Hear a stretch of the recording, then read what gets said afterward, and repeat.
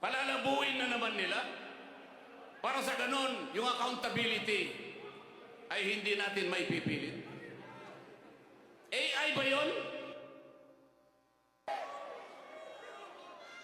Yung AI walang anino. Nakikita ko yung anino ni Saldi ko.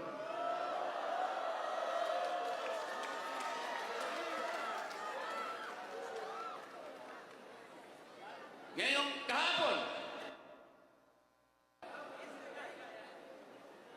dahil nakita nila yung paglalahad, yung video recording ni Saldi ko,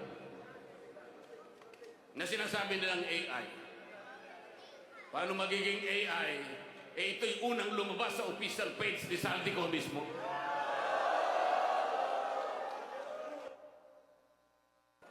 Nagpalabas ng statement ang ombudsman. Ano sabi nila? Kahapon lang ito.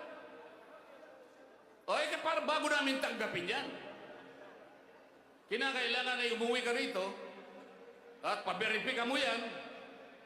Siguro panotaryo mo yan, gawin mo opisyal yan. Lahat na po ng requirements ngayon ay kanilang hinihiling. Nakalimutan nila sa mismong charter ng ombudsman, yung mismong batas na gumawa sa opisina ng ombudsman. Pwede kang maghain ng complaint sa anumang kaparaanan at anumang forma. Kahit anonymous tatanggapin.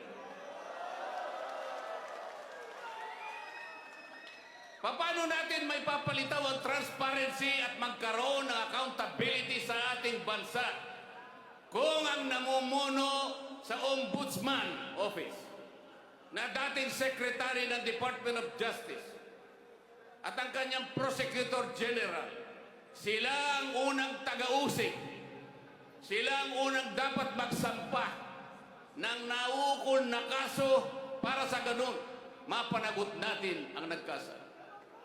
Sila pa ang nangunguna para pagtakpan lahat ito.